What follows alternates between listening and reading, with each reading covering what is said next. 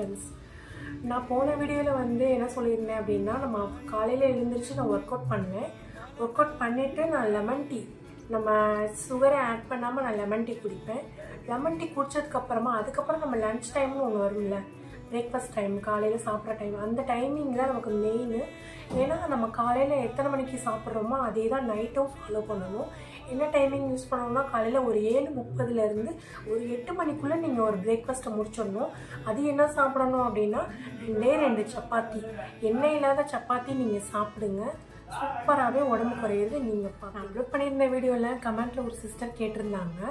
அதில் என்ன கேட்டிருந்தாங்கன்னா, நான் வந்து வெயிட் லாஸ் ஸ்டார்ட் பண்ணுறேன், ஆனால் எனக்கு வந்து முடி கொட்டுது, அதுக்கு என்ன தீர்வுன்ற மாதிரி கேட்டாங்க.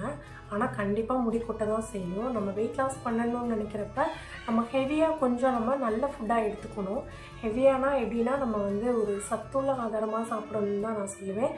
அதுக்கு பதிலாக நீங்கள் லெமன் டீ குடிக்கிறதுக்கு பதிலாக நீங்கள் முடி கொட்டுது அப்படின்றவங்களுக்கு வந்து நெல்லிக்காய் ஜூஸ், நெல்லிக்காயில் நமக்கு நெல்லிக்காவை கொஞ்சமாக கட் பண்ணிவிட்டு கொஞ்சம் கருவேப்பிலை, கொஞ்சம் உப்பு போட்டு நல்லா மிக்ஸ் பண்ணி அதோட சாறு எடுத்து டெய்லியும் நீங்கள் எம்டி ஸ்டொமக்கில் நெல்லிக்காய் ஜூஸ் குடிங்க. சீக்கிரமாகவே அந்த முடி கொட்டுறதும் ஸ்டாப் ஆகும். காலையில் எழுந்திரிச்ச உடனே ஒர்க் அவுட் பண்ணுங்கள். ஏதாவது ஒரு எக்ஸசைஸ் ஒர்க் அவுட் பண்ணுங்கள். நான் சைடில் வந்து நான் ஒர்க் அவுட் பண்ணுற வீடியோவும் நான் அப்லோட் பண்ணியிருக்கேன். இதில் டெய்லியும் ஒரு எக்ஸசைஸ் பண்ணாலே போதும், நமக்கு சீக்கிரமாகவே வெயிட் லாஸ் ஆகிறதுக்கு இது சூப்பராகவே நமக்கு ஹெல்ப்ஃபுல் கொடுக்கும். என்னோடய சேனலை ஃபாலோ பண்ணாதவங்க ஃபாலோ பண்ணுங்கள். யூடியூப்பில் பார்க்குறவங்களா இருந்தால் சப்ஸ்கிரைப் பண்ணுங்கள். என்னோடய கமெண்ட்டில் உங்களோட சந்தேகங்களை என்கிட்ட வந்து ஷேர் பண்ணுங்கள்.